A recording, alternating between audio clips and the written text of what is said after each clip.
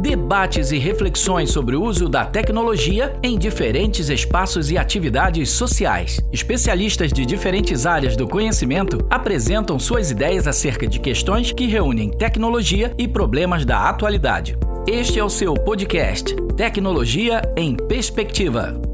Olá, sejam bem-vindos ao primeiro podcast da série Tecnologia em Perspectiva da Rádio UERJ.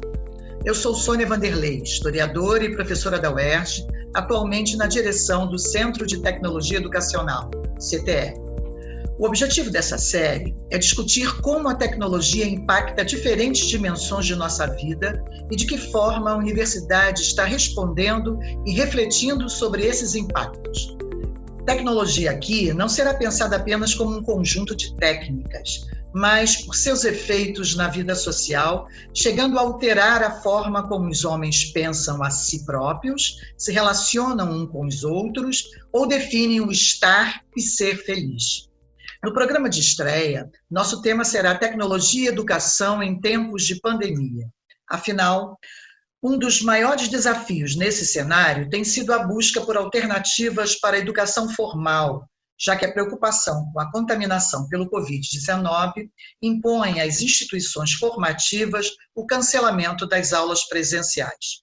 A utilização da tecnologia, por meio de diferentes plataformas digitais e aplicativos, passou, então, a ocupar o centro dos debates entre especialistas, professores e autoridades públicas ou privadas do campo da educação. Escolas e universidades têm enfrentado a difícil situação de encontrar alternativas para promover o ensino, mantendo a qualidade e buscando garantir a inclusão. Mais do que respostas, hoje nos deparamos com inúmeras questões que exigem reflexão sobre os rumos da educação daqui para frente, bem como todas as implicações de utilização mais abrangente da tecnologia para fins educativos. Para discutir conosco sobre essas e outras questões pertinentes, trouxemos duas especialistas, a quem eu já agradeço, mais do que especialistas, amigas de reflexão, de pensar todos esses problemas. Marcela Albani, nossa amiga, é historiadora, pós-doutoranda pela Universidade Federal do Rio Grande do Sul, doutora em História pela Unirio, mestre em Educação pela Federal do Rio de Janeiro, UFRJ. É especialista em tecnologias da informação aplicadas à educação.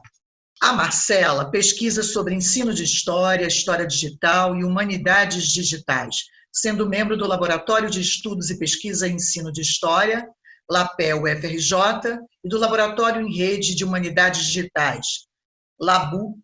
É LABUT? É isso, Marcela? LARUD, professor Ricardo Pimenta. Isso, IBICT, né? Do IBICT. Isso mesmo. A Marcela também publicou o livro Ensino de Histórias e Games, Dimensões Práticas em Sala de Aula. Aliás, sugiro que todos leem que se interessam por esse tema.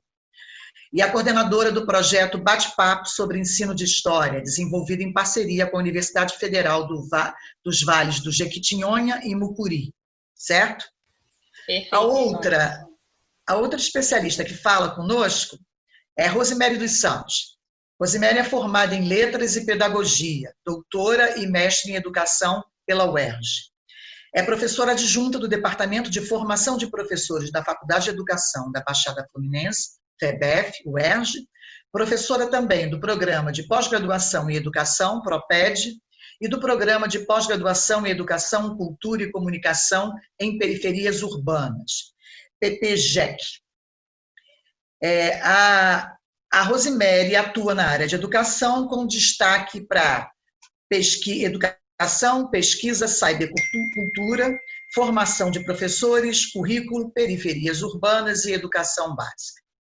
Bom, eu queria então que vocês pudessem agora começar falar algo para a gente sobre o tema, ou algo que vocês achem interessante para a gente começar o nosso papo. Marcela, você pode começar? Posso sim. Então, olá, professoras, colegas, queridas, pessoas que batalham aí em prol da educação, educação de qualidade, educação pública de qualidade. Olá para os nossos ouvintes, bom dia, boa tarde, boa noite, né? Porque esse podcast pode ser escutado em diferentes momentos, o que é ótimo. Agradeço a oportunidade de estar aqui, trocando, aprendendo com vocês. A gente sabe de antemão que é um tema polêmico, é um tema que tem gerado aí diferentes pontos de vista sobre aquilo que a gente está vivendo, as apropriações da tecnologia, as contradições envolvidas. E a gente vai abordar, né, professora Rose, um pouco dessas contradições aqui, mas sempre tentando pensar a nossa prática como profissionais que somos, a nossa vida cotidiana, os desafios, tanto os limites como as possibilidades desse universo digital, né? E como questionar, desenvolver a dimensão crítica, mas, sobretudo, pensar também os usos, né, que a gente pode fazer desse universo para a nossa vida cotidiana. É muito bom estar aqui com vocês, é muito bom poder compartilhar conhecimento, trocar, e vamos em frente para mais essa. Rose. Olá, pessoal, boa tarde, prazer estar aqui de novo conversando com vocês, depois da conversa que nós tivemos ontem muito boa, Marcela, Sônia, a equipe, estou muito feliz. Vamos falar, né, de tecnologia, educação em tempos de pandemia, né? Três conceitos importantes hoje, e eu gosto sempre de começar a falar sobre questões que envolvem a educação. Como eu venho da letras, né, como a Sônia já leu lá o meu currículo, eu gosto muito de contextualizar a partir da ficção, da invenção, porque eu acho que nós nos reinventamos todos os dias como nesse momento agora. E tem um conto que eu gosto muito, que é do José Saramago, que eu acho que esse conto representa um pouco daquilo que a gente vem vivenciando hoje, e se chama O Conto da Ilha Desconhecida, que um homem chega para o rei e pede um barco para ir a uma ilha desconhecida. E aí o rei vira para ele e diz assim: mas como você pode ir para uma ilha desconhecida? Se a ilha desconhecida ninguém conhece, né? Todas as ilhas que existem já foram descobertas. E aí o homem insiste e diz para o rei o seguinte: essa ilha vai ser desconhecida até que alguém a encontre. E para que eu possa fazer esse percurso, eu preciso conhecer as rotas, eu preciso conhecer o vento, a maré, os instrumentos. E eu acho que dentro do que a gente vem conversando sobre isso, esse conto ele vem representar um pouco do que é a gente pensar tecnologias e educação em tempos de pandemia, porque a gente às vezes tem o barco, mas a gente precisa de ter os instrumentos, a rota, a equipe, né, o vento ao nosso favor, e procurar encontrar essa ilha desconhecida e talvez depois de encontrar, buscar outras. Então, eu acho que é a partir desse ponto que a gente pode começar, né, essa nossa discussão hoje, que eu tenho certeza que vai ser muito legal. Eu agradeço muito estar participando dessa conversa hoje. É isso, eu gostei muito desse conto do Saramago, aliás, gosto muito do Saramago, Rose, porque exatamente mostra para a gente que a descoberta e o conhecimento se faz como processo, né? E a gente está num momento, quando eu falo a gente, eu digo assim, educadores, especialistas, ou as instituições, a escola, a universidade, a gente está num momento em que fomos jogados obrigatoriamente para ter que buscar soluções, sem planejar, sem poder optar se queríamos ou não, nesse momento, fazer essas escolhas, mas que outras escolhas poderíamos ter, né? Então, eu acho que o processo de aprendizado pode ser um ganho para a gente. E pensando nisso, eu queria começar o nosso papo aqui pensando exatamente uma sigla, 3 letrinhas, que viraram famosas hoje, como salvação ou como perdição de todo esse processo educativo, que é EAD, Educação à Distância. Há uma grande confusão que é feita hoje em dia sobre quais caminhos poderíamos ter para o contato com alunos em qualquer nível, na pós, na graduação, no ensino básico, com os nossos alunos. E tudo isso passa por não queremos a EAD, ou a EAD é a solução para tudo, a educação à distância é a solução para tudo, ou não, né? Então, eu queria exatamente que vocês pudessem começar a discutir, a conversar com todos os que vão nos ouvir, exatamente sobre isso, né? Afinal de contas, o que é a educação à distância? E ela, nesse momento, é um substituto da modalidade presencial, né?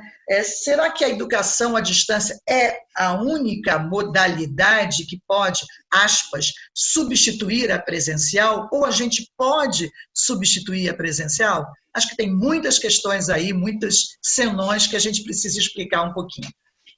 E aqui vale a gente pedir ajuda dos universitários, né, Sônia? Porque esse é um tema, como a gente começou falando, bem polêmico. Então, aqui a gente, né, de ouvintes, nossos colegas, a gente traz mais perguntas do que respostas, né? É bem comum a gente aqui questionar, se autoavaliar nesse processo para poder continuar avançando, mas talvez a gente não tenha uma resposta única. Aliás, com certeza não temos. Mas, Sônia, tentando responder, né, fazendo um esforço aqui para responder as suas perguntas, desafios para nós, é importante que a gente pense a EAD enquanto modalidade de ensino, que tem a sua legislação, que tem os seus estudos na área educacional. Então, tem muita gente, depois a gente também pode trazer referências, deixar como sugestão aí para os nossos ouvintes, que tem pesquisado há muitos anos sobre isso. Então, é importante que a gente conheça a trajetória, historicize esse processo, porque esse não é um debate de agora. Talvez a especificidade do momento que a gente está vivendo em função do caráter emergencial que isso tomou. E aí vem as contradições que a gente tem falado tanto aqui. Uma palavra que eu vou acabar repetindo: desafio, contradição, né, exclusão, inclusão. São palavras, são vocábulos do nosso... que tem a ver com o nosso fazer, com a nossa produção de hoje. Então, é importante conhecer a EAD enquanto modalidade, com a sua legislação própria, e pensar a especificidade disso nesse momento da pandemia, principalmente na realidade brasileira, que não é uma realidade única. A gente tem as mais diferentes realidades no mesmo bairro, numa mesma cidade. Às vezes a gente encontra escolas com possibilidade, escolas sem possibilidade. Qual é o nosso papel nisso tudo como professores? Então, eu passo para a professora Rose, para ela me ajudar aí nesse debate. Vamos tentar conversar um pouco, né? Porque as palavras, elas têm políticas de sentido. Então, dependendo do contexto em que a gente está, essas palavras, elas começam a emergir fortemente. Se a gente for pensar em termos de coronavírus, por exemplo, né? Lockdown, epidemia, Covid-19, quarentena, home office, cloroquina, é um campo semântico que nos atravessou de uma forma que a gente foi invadido por vários conceitos que a gente teve que se apropriar. E em relação à educação à distância, a Marcela já falou isso muito bem, né? A educação à distância, ela chega no momento no Brasil de uma forma muito massiva, né? E talvez essa forma massiva em que ela chega, né, com uma infraestrutura ainda muito empobrecida, com questões muito mal resolvidas, a questão da tutoria, a questão do número de alunos em sala de aula. Embora naquele momento em que ela chega no Brasil, ela dá conta de uma série de coisas, de exclusões que a gente tinha, né, de pessoas que moravam em lugares muito distantes do Brasil. A gente tem muitos alunos formados em educação à distância, a gente não pode deixar de legitimar essa modalidade de ensino, apesar de todas as precariedades que a gente sabe que tem, né, mas ela tem a sua legitimidade.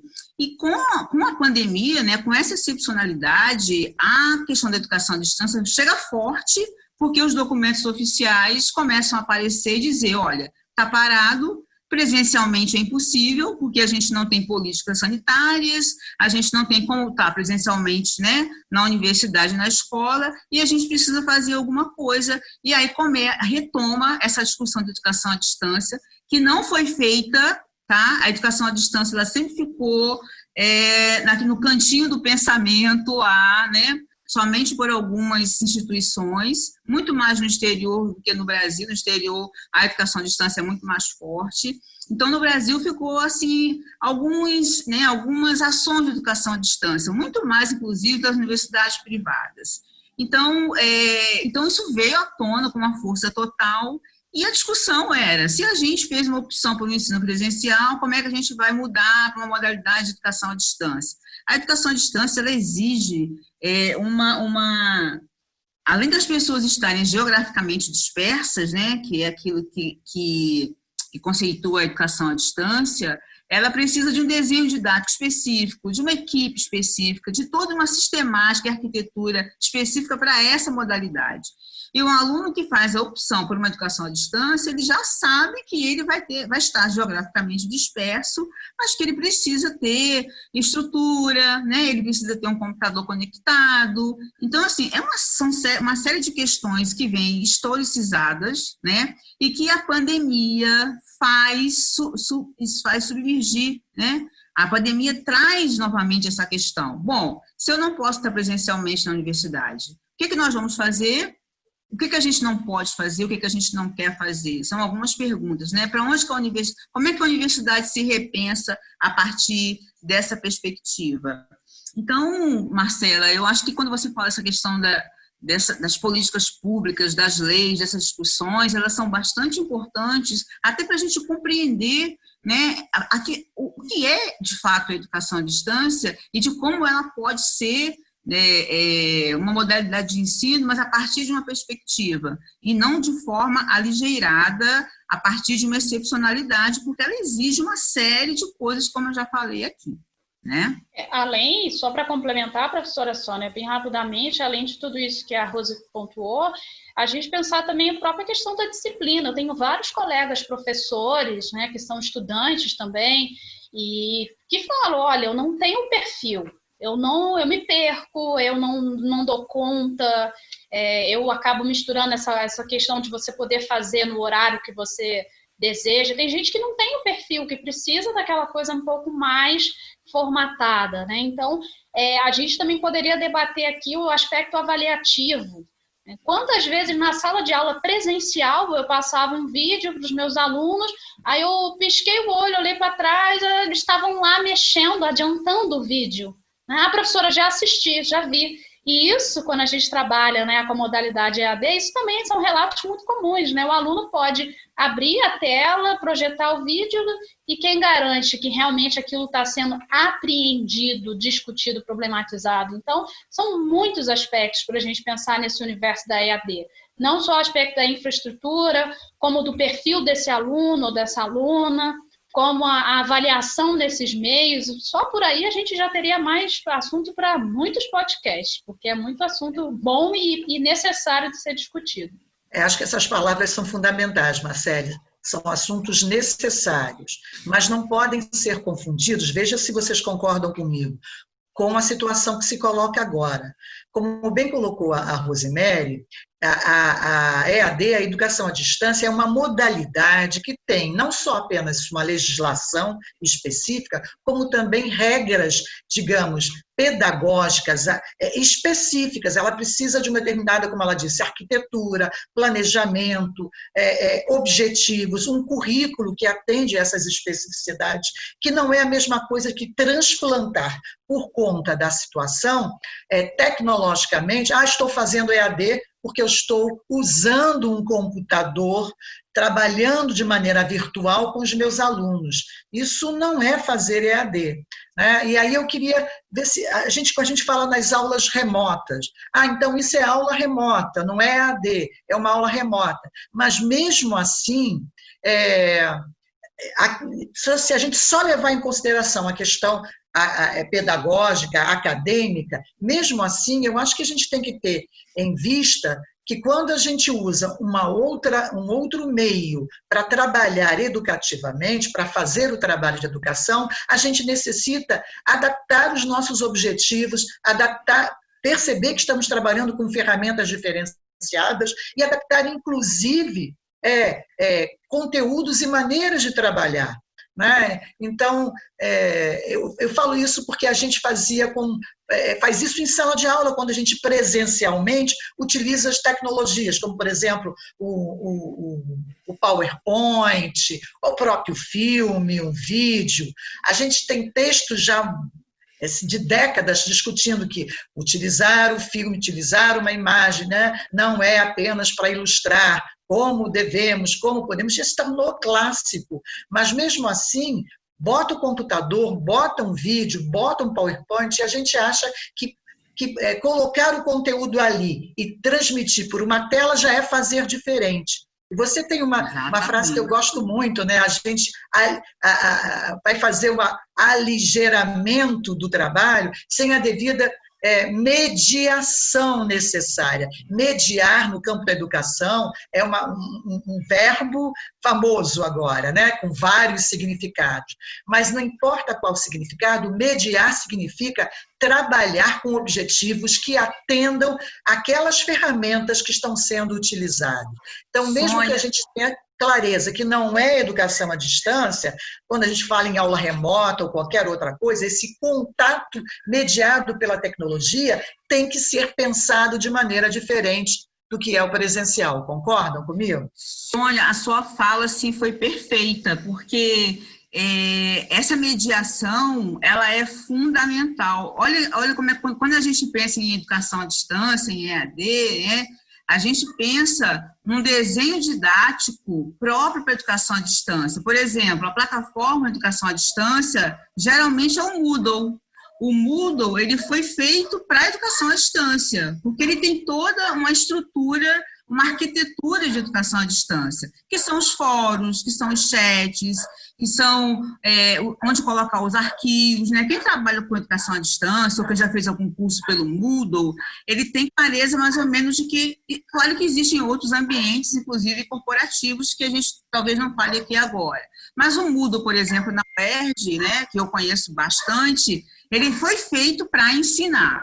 Quando a gente fala de mediação tecnológica, e aí a gente vai falar e aí eu vou voltar na questão das palavras que tem política de sentido, porque aí a gente começou a misturar teletrabalho, home office, learning, ensino remoto, educação remota, ou seja, uma série de conceitos, né, que confundem, né, porque na verdade o que talvez a gente precise pensar, talvez não é nem nominar tanto, mas, claro que a educação à distância ela tem lá o seu conceito, né, garantido por lei e tudo, mas quando a gente pensa em ensino remoto, a gente está pensando não mais naquela arquitetura intencional do Moodle, porque a gente pensa no ensino remoto, no trabalho através da cultura. E o que significa isso? Significa que as tecnologias, elas são instrumentos culturais.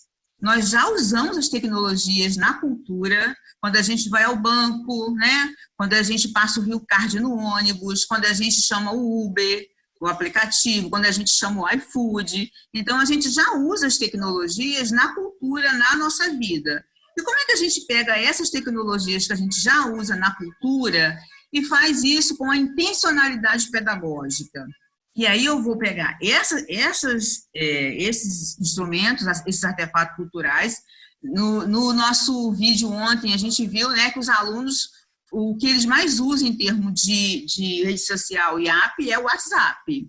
Bom, eu já tenho um dado aí, né? Ou seja, os alunos têm acesso ao WhatsApp. Então, será que não seria uma possibilidade da gente pensar em criar algumas situações de aprendizagem a partir disso, né? Como é que a gente pode fazer isso a partir daquilo que os alunos têm? Então, assim, o ensino remoto, para mim, né, na minha concepção, ele parte dessas possibilidades. Mas nós temos um entrave muito grande aí que a gente não pode deixar de desconsiderar. Essas interfaces que a gente tem hoje são interfaces corporativas, né? O WhatsApp pertence ao Facebook, o Google, né, o YouTube. Então, assim, a gente também tem, né, uma crítica muito grande a essas interfaces serem interfaces corporativas, que a gente sabe que tem anúncios e que tem uma série de coisas. Perigos, né? Os perigos que tudo isso representa. A gente está o tempo todo cedendo dados da nossa vida, postando nas redes sociais, mandando e-mails, como você falou, né, o cartão de banco, tudo. É importante que a gente conheça essas plataformas e o bastidor delas. Né? Quem produziu, com quais interesses, para onde vão parar esses dados.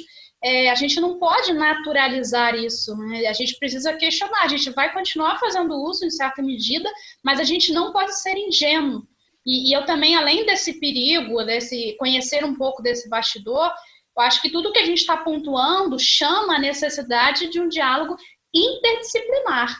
A área de história está se preocupando com isso, a filosofia está questionando isso, a sociologia tem a sua contribuição, a área do direito, né, quem trabalha aí com a área jurídica, para a gente conhecer os nossos direitos do consumidor, os crimes no meio virtual, né, como é que a gente pensa isso, né, procurar realmente todo o aparato, tudo aquilo que é direito nosso e como se portar nesse meio. Então, enfim, é um debate muito complexo e que precisa desse olhar das diferentes áreas de conhecimento.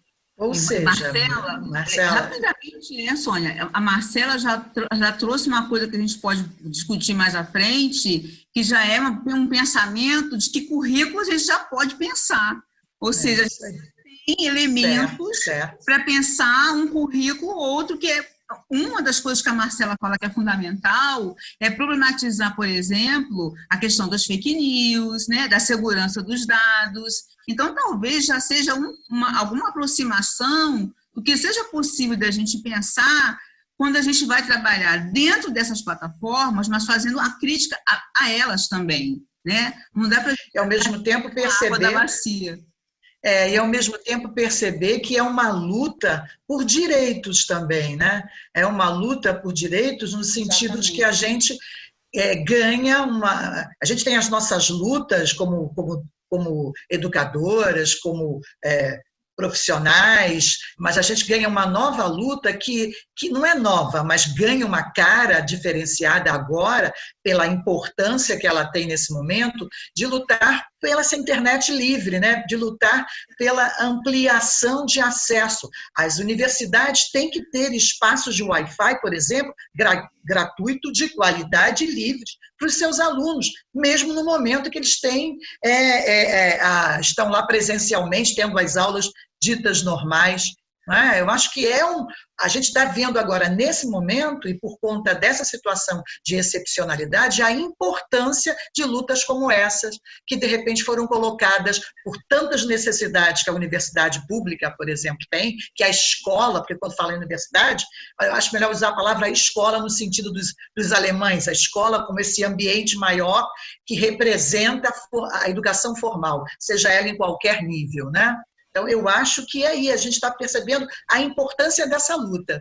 Agora, eu queria, Marcela, colocar um recorte nesse ponto que a gente está discutindo de educação à distância ou educação mediada pela tecnologia e a modalidade presencial. Porque me parece que quando a gente está discutindo isso hoje no fogo das oposições, né, das contradições, me parece que idealizaram uma modalidade presencial e demonizaram modalidades mediadas pela tecnologia. E eu acho que existem problemas em ambas, né, que precisam ser pesados para que a gente possa encontrar um caminho para o nosso trabalho, né? Para o nosso trabalho efetivo nisso. Bom, quando você fala caminho, Sônia, eu sou sempre adepta, tenho repetido isso inúmeras vezes, do caminho do meio. O que seria isso? É nem um extremo nem outro. Nem demonizar, nem achar que a tecnologia vai ser a salvação, porque isso não existe. A gente é formado muito a nossa sociedade nessa lógica maniqueísta, o bem e o mal, o certo e o errado, e a gente vai vendo que tem muitas propostas que são extremamente positivas e boas, a depender do uso que eu faço dela. Então, eu não acredito nessa ideia de bom ou ruim, vai depender de como eu me aproprio, de como eu penso o uso. Gosto muito de pensar a tecnologia enquanto experiência social, qual é a experiência para o coletivo, como é que eu vou mobilizar a tecnologia em prol de um coletivo. Então, eu acho que a gente precisa, sim, ter essa crítica, mas achar esse caminho do meio. Eu acho que nem um extremo nem o outro. É pensar tudo que a gente está pensando junto aqui, acredito nessa ideia da co-autoria, da co-participação, e isso pressupõe a perspectiva dialógica. Eu não vou ter isso sozinha. Eu vou pegar minha experiência em sala de aula, como professora na escola e também na universidade, nas experiências que eu já tive, os projetos que mais deram certo com o uso de tecnologia foram sempre pensados juntos com os meus alunos. Eu não levei nenhuma verdade ali para eles. Eu levei apostas, interesses, ideias, e aquelas ideias foram ganhando vida em conjunto. Eu sempre falo, eles são o quê? 30 cabeças, 40 cabeças dentro de uma sala, tem escolas com mais, escolas com menos, mas eles são seres pensantes, nós também, junto com eles. Mas eles e elas são extremamente criativos, quando devidamente instigados. Então, eu gosto de pensar o que a tecnologia me convida para essa postura da colaboração, né? E não da reprodução das velhas práticas ou daquela educação bancária que Paulo Freire falava. Eu acho que isso é um elemento muito importante aqui. Perspectiva dialógica, perspectiva de pensar junto, de criar junto, de produzir, e não meramente de consumir coisas prontas. E acho que o digital mostra para gente, abre possibilidades para a gente. E isso modifica, então, Rose, aquela questão que parece que é clássica entre exclusão e inclusão, como se uma modalidade fosse inclusiva e a outra provocasse a exclusão. Acho que o que a Marcela disse, o que a gente vem falando até agora, mostra que essas duas categorias podem estar presentes por motivos diferenciados em todas as modalidades, e que depende muito de um processo que, no nosso caso, é de políticas públicas, de luta de cada um de nós profissionalmente e também como cidadãos, para que esse jogo se modifique. A gente poderia falar um pouco mais sobre essas questões que relacionam exclusão e inclusão social no processo educativo, né? E o que a tecnologia tem a ver com isso? Sônia, uma vez eu estava conversando com um grupo, né, meu grupo de pesquisa, e a gente estava falando exatamente sobre isso, né? Como é que a conexão, como é que a internet no Brasil é tão ruim, inclusive para nós, né? Que temos acesso muito mais do que nossos alunos. Se você for em Copacabana, você tem internet, você tem Wi-Fi, né? Se você for num restaurante, você tem acesso à senha do Wi-Fi. Eu costumo dizer, né? Eu costumo brincar que um copo d'água e a senha do Wi-Fi não se nega para ninguém. É o meu... Então, e aí você tem ônibus que tem Wi-Fi, acesso ao Wi-Fi, tem salão de beleza, e aí você chega na escola, você chega na universidade, você não tem a senha do Wi-Fi. Né? A senha do Wi-Fi fica com alguém que controla isso. E aí a gente já está partindo de um ponto dessa discussão, de que eu acho que a pandemia ela vem revelar uma exclusão social, não só em relação às tecnologias, mas inclusive em relação ao presencial, porque quando a gente começa a discutir, a gente vai dizer assim, mas é um novo normal. Mas será que os nossos alunos também no ensino presencial não tinham exclusão? Né? Eu tive uma aluna, por exemplo, que ela chegava eu dava aula à noite, e ela chegava todo dia atrasada com 4, 5 bolsas. E aquilo me incomodava demais, né? Ela sempre chegava atrasada com aquele monte de bolsas. E um certo dia eu cheguei para ela e falei assim, querida, olha, você sempre chega atrasada na minha aula com esse monte de bolsas. E ela falou assim para mim, professora, eu sou camelô. E eu saio do camelô da Central do Brasil, e eu pego o trem, e eu venho para cá com o meu trabalho, né? Então, assim, a gente pensa, né, como é que esses alunos, qual é o sacrifício que eles fazem para continuar na universidade, não desistir, permanecer. Então, eu acho que o nosso desafio maior é fazer com que esses alunos permaneçam. Eu penso a inclusão sobre vários aspectos, sabe? Não é somente estar dentro, é permanecer, é ter condições de trabalho, é a questão da formação. Quando você fala, né, Sônia, dessa luta que a gente tem, da militância que a gente tem pela internet, é porque a internet, até de acordo com a ONU e com a lei, é um direito humano, a cidadania, a informação. Ter internet é ter acesso à informação, né? As pessoas que podem entrar na internet, fazer uma pesquisa, ir no Museu do Louvre, conhecer Paris, conhecer outros lugares, né? Através do seu smartphone ou do seu computador, esse acesso é um direito humano, né? Então, eu acho que são questões muito importantes e muito relevantes, embora nós estejamos numa situação de excepcionalidade tão grande que, às vezes, a gente encontra, né, até uma certa resistência para pensar. E a gente também precisa legitimar aquele professor que está na sua sala de aula a partir daquela formação que ele teve, né? Então, assim, para ele, às vezes, o dar aula é estar sentado na sala de aula, sendo a centralidade, sendo palestrante, aula-palestra.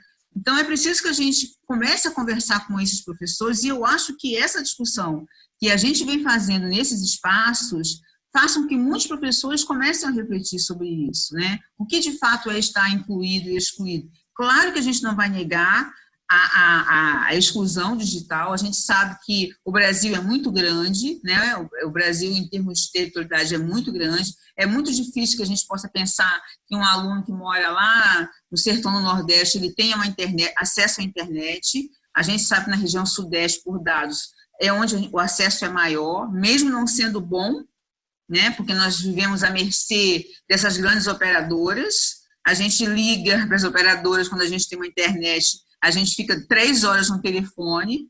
Então, assim, são uma série de questões que a gente precisa pensar, e eu acho que esse processo de pensar, de construir, não vai se encerrar com a pandemia. Eu espero, né, como militante dessas causas, que isso continue, até para a gente repensar esse modelo de EAD que a gente critica, né, que podem ser outros. Existem propostas de educação à distância muito boas e muito legítimas. E existem aquelas que são massivas, 1.000 alunos numa sala de aula, né? Robô corrigindo prova. Exato. Aí bota 1.000 alunos numa sala de aula, paga um tutor uma bolsa de R$500, o tutor, né, que é um docente, mas que se submete a ser um tutor pelas questões de trabalho, gente, que está difícil trabalhar. E aí você tem, em termos de qualidade de educação, se perde muito com isso, né? Quantidade de alunos em sala de aula, um tutor, né, que ganha pouco, infraestrutura difícil. Então, assim, uma série de coisas que faz com que as pessoas vejam a educação à distância de uma forma muito legítima, mas com muita crítica, né? E é preciso realmente repensar. Eu não consigo pensar a sociedade hoje e daqui a alguns anos, que não seja a partir dos usos das tecnologias, né? E aí eu acho que a escola e a universidade precisa pensar sobre isso. Não adianta somente, como a Marcela falou, o negacionismo ou somente o otimismo. É preciso a gente flexibilizar uma discussão bastante proveitosa em cima disso. Marcela, eu queria que você, para a gente poder fechar, eu sei que a gente poderia falar mais 2 horas sobre isso, mas acho que a gente tocou nas questões que devem ser pensadas, né? Mas eu queria que você falasse um pouquinho, saindo sobre esse tema, sobre a questão, eu acho, vê se você concorda comigo, que toda essa situação que a educação e os educadores, os sistemas de educação, sejam públicos ou privados, foram levados por conta da pandemia, desnudaram muito também questões sobre a exclusão do nosso sistema educativo, né? Presencialmente mesmo, né? O que você acha sobre isso? Eu acho que isso mostra, Sônia, que a gente está adoecido, né? Nós estamos adoecidos e é importante falar sobre isso, é importante a gente trabalhar essas feridas, os traumas, aquilo que mexe com a gente, e eu acho que a gente está adoecido não por falta de capacidade. Eu poderia dizer que tenho rodado da minha experiência profissional atual diferentes regiões do Brasil e é uma maioria que faz um trabalho brilhante, um trabalho de qualidade, um trabalho sério, engajado, e a gente não pode acusar jamais a profissão professor, mas a gente está adoecido. Acho que a gente falar de pandemia, de tecnologia digital, é importante analisar quantos colegas nossos têm trazido depoimentos que estão trabalhando mais do que nunca. Então, falar sobre isso é colocar o dedo na ferida, sim, e é pensar em soluções, como a gente começou falando. A gente aqui não está só na linguagem da crítica ou da denúncia, a gente está pensando, cada uma de nós, nas nossas práticas, em soluções. Seja por meio de um debate seguido de ações, porque debater também é importante. Se a gente não pensa sobre isso, como é que a gente vai agir? Então, eu vejo por aí que está denunciando mesmo esse adoecimento E ouvindo vocês também, eu me lembrei aqui de discutir sobre tecnologia e consumo.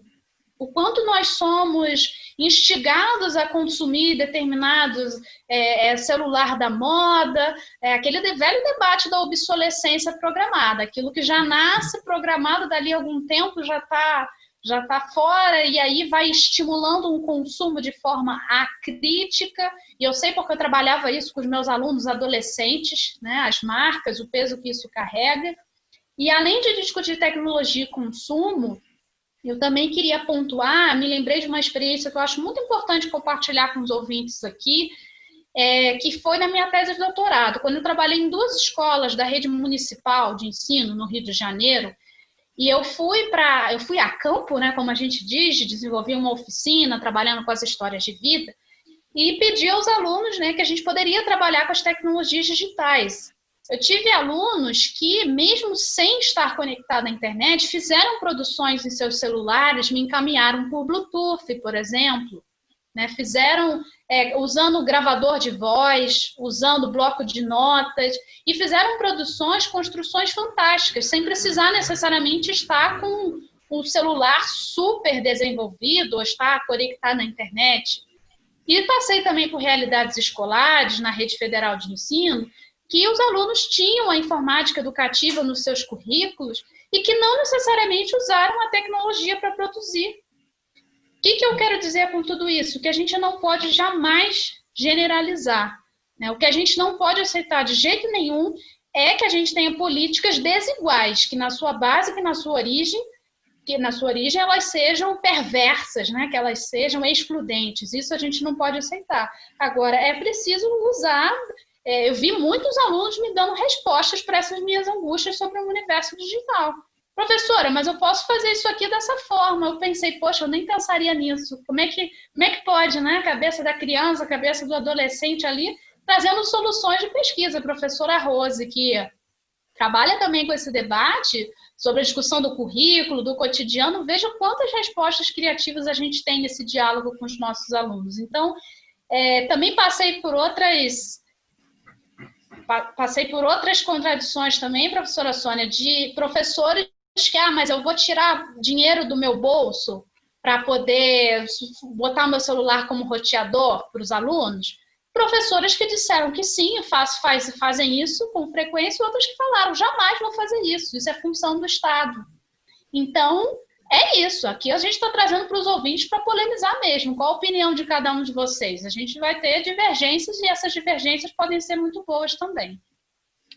Agora eu queria que a gente pudesse, compreendendo a complexidade desse eixo que a gente discutiu sobre a tecnologia em si, a diferença, né? A gente poderia também pontuar aí as diferenças nos níveis de ensino. Uma coisa é você usar a tecnologia ou se apropriar dela para trabalhar com adultos ou com jovens com uma certa autonomia em relação ao seu aprendizado na graduação e na pós-graduação. Outra coisa é trabalhar com níveis diferenciados do ensino básico, em que a afetividade é importante em qualquer processo educativo, mais ainda na educação básica. Então, essa também é uma questão que a gente tem que colocar lá nos pezinhos necessários para a gente pensar com mais clareza a ação que devemos ter. Eu acho que o diferencial, ou melhor, a questão central é que as dificuldades não nos imobilizem, né? Se a gente pensar em todas as dificuldades, presencialmente, ou usando a tecnologia, ou sendo mediado pela tecnologia, a gente fica parado, e isso é que a gente não pode fazer como educadores. Mas, mudando um pouco do eixo para outras questões que a tecnologia, nesse caso, pode gerar no processo educativo, eu queria que a gente pudesse pensar alguma coisa que nós vimos a gente vê muito alunos responsáveis falarem que tem a ver com o tempo, né? A todo momento, quando você ouve em telejornais, responsáveis falando sobre a situação das escolas, dos seus filhos, a gente ouve uma expressão a todo momento. O tempo perdido, como recuperar o tempo perdido, né? Os alunos também falam isso, principalmente os alunos da escola básica, do ensino médio, do terceiro ano do ensino médio, pensando no vestibular, na pressão desses concursos, não é? E do lado dos professores, a gente vê a angústia de alguns, né, centrando toda a discussão na questão do currículo. O que eu posso fazer para pegar aquele currículo, aquele programa? Eu acho que é mais programa do que currículo, no sentido amplo do que a gente deveria chamar currículo, né? Acho que é o conteúdo programático, que muitas vezes ainda é confundido com currículo. Então, o que eu tenho que fazer para trabalhar aquele conteúdo todo agora, com esse pouco tempo, com a tecnologia, como é que eu posso fazer? Então, vocês não acham que a gente precisa discutir, seja com ampliar a discussão, seja com nossos colegas, com alguns dos nossos colegas, seja com os responsáveis e com os próprios alunos, sobre esse sentido diferenciado desse tempo? O que é mais importante para a gente nesse tempo? Seja pensando em currículo, seja pensando, como diz bem a Marcele, na afetividade que tem que existir mais ainda no momento de excepcionalidade como esse. Bom, é interessante você trazer essa questão sobre o tempo, sabe, Sônia? Porque a gente sempre trabalha com o tempo a partir de um calendário, de um cronos, né? E eu costumo dizer que, assim como a gente não consegue medir quanto quem aprende, a quantidade de aprendizagem que alguém tem, quando a gente vai avaliar, é impossível a gente dizer assim, olha, você aprendeu tanto, né? A quantidade de aprendizagem é impossível de medir, né? O quanto alguém aprendeu. E quando a gente vai pensar em tempo, a gente sempre pensa nesse cronos, né? Nesse calendário. Tem uma música do Caetano Veloso que eu gosto muito, que se chama Oração do Tempo, em que ele vai dizer assim, tempo, tempo, tempo, peço-te o prazer legítimo e o movimento preciso, tempo, tempo, tempo, tempo, quando o tempo for propício, tempo, tempo, tempo, tempo. Ele chama o tempo, né, para dialogar sobre as nossas questões vivenciais. Porque se a gente for pensar, né, em termos de quarentena, só a palavra quarentena, ela já tem dentro dela o contexto de tempo, né? Porque nós já estamos há 60 dias, quase 90 dias isolados. Então, só aí a gente já desconstrói um pouco o que eu comecei a falando na nossa conversa, que é sobre essas palavras terem políticas de sentido.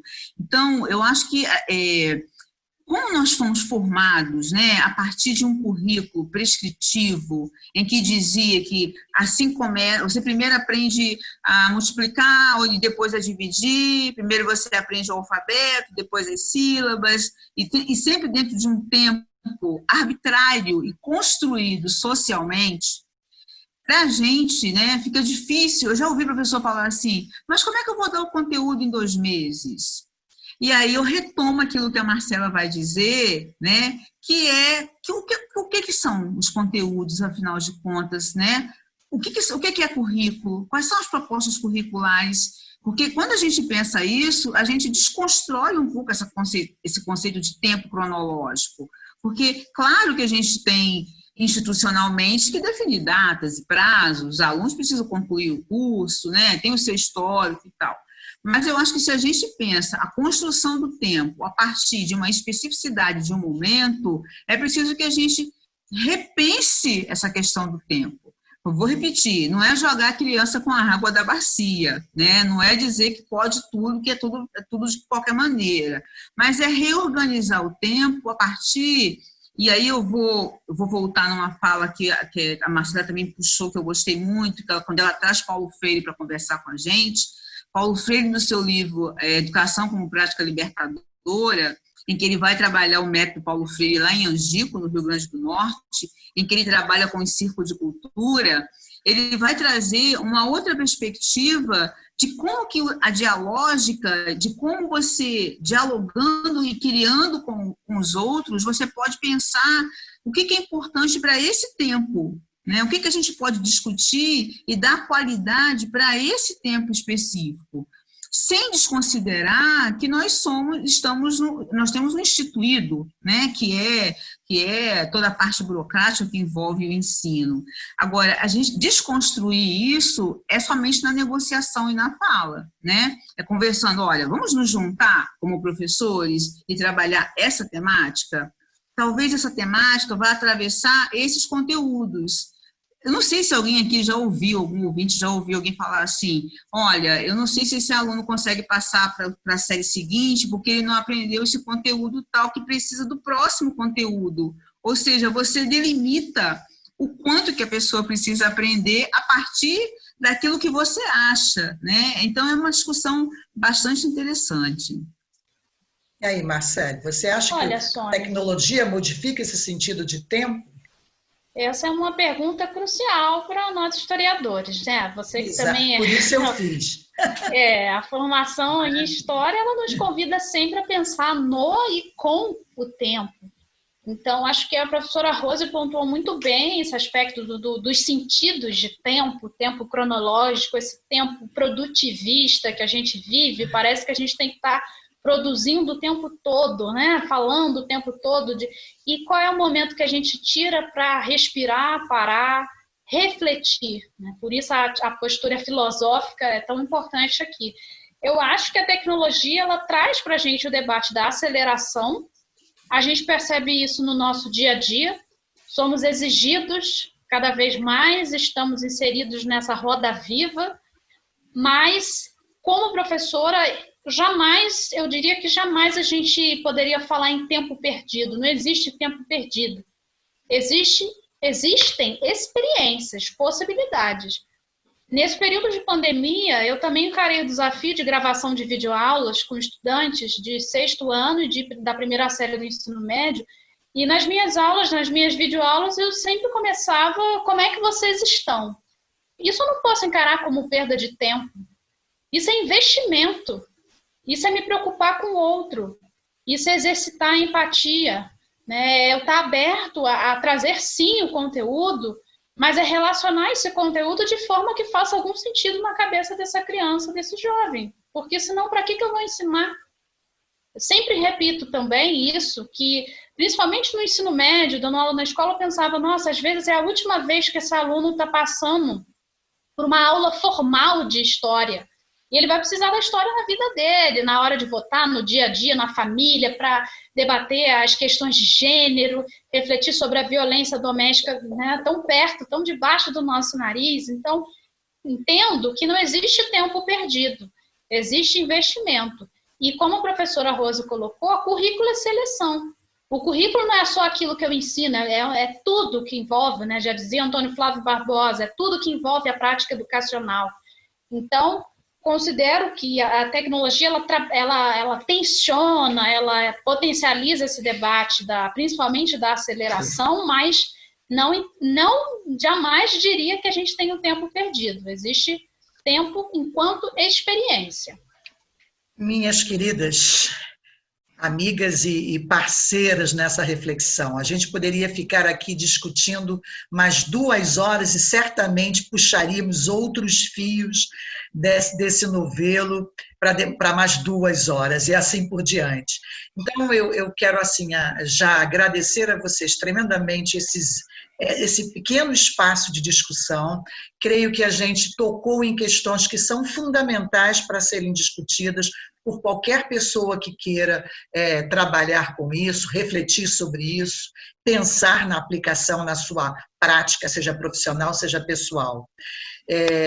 Por tudo isso, eu agradeço a vocês, quero dizer aos nossos ouvintes que nós deixaremos no site da Rádio UERJ, junto com esse episódio, uma série de textos e materiais que as nossas convidadas graciosamente nos deram para que eles possam ampliar e aprofundar questões que aqui foram discutidas ou não, né? E pedir a vocês que se despeçam e na despedida possam falar um pouquinho sobre uma última questão, que é, depois que isso tudo passar, que é como muitos discursos estão sendo começados agora, né? Vai passar. Aliás, eu estou um pouco cansada de ouvir essa frase. Vai passar na propaganda, na política, vai passar, vai passar. Eu me pergunto o que vai passar e como seremos nós depois desse passamentos, se é que eu posso falar assim.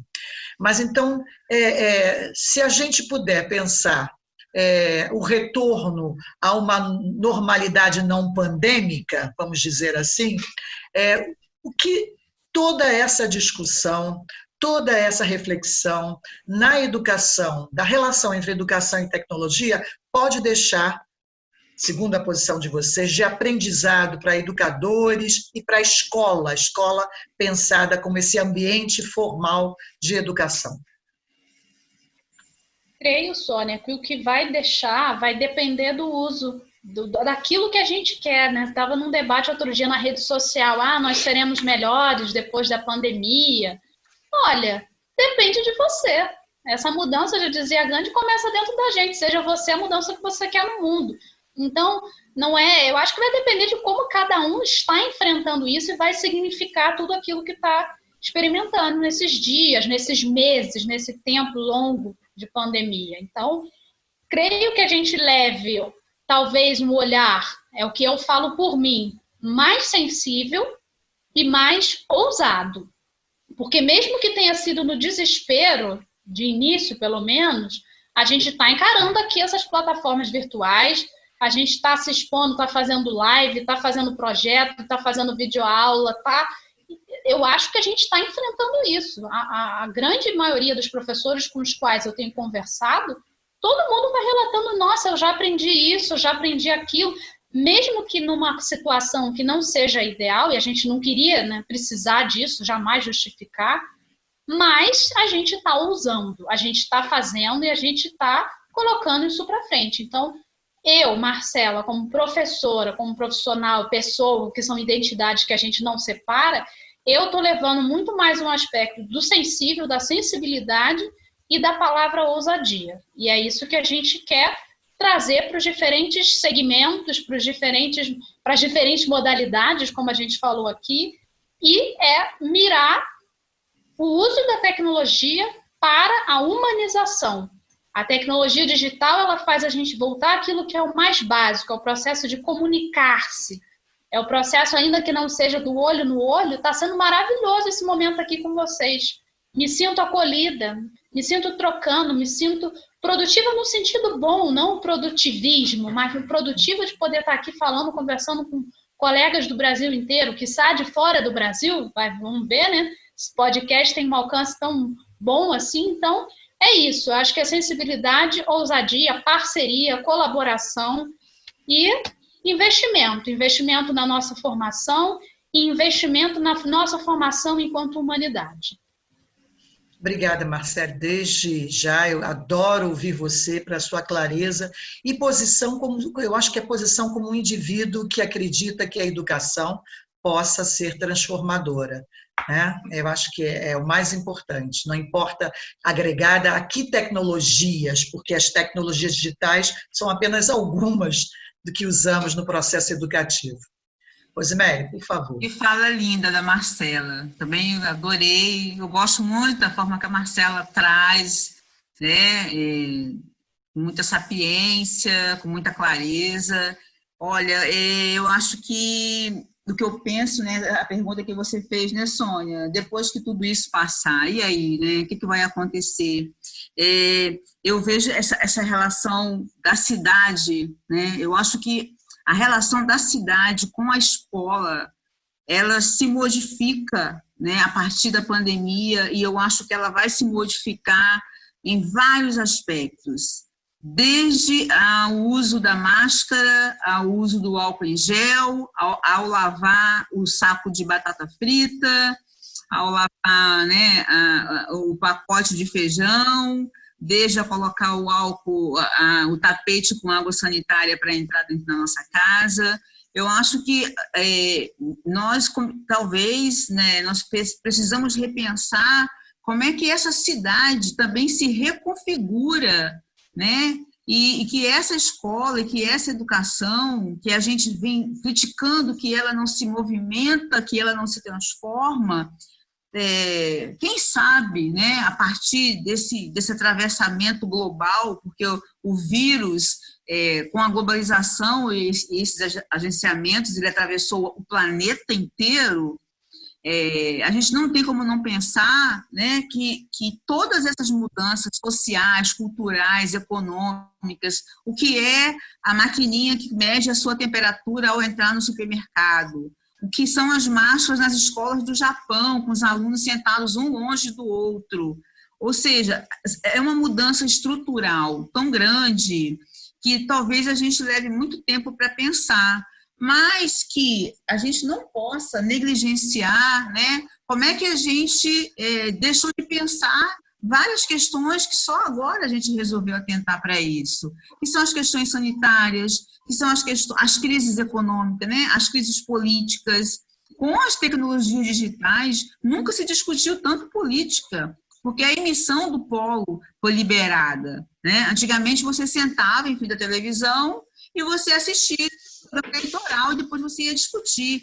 Hoje em dia a pessoa vai para a rede social e vai discutir de várias maneiras, que a gente também tem que fazer a crítica, né? A pessoa cria uma página no Instagram e vai fazer uma receita. Eu fiz pilates online.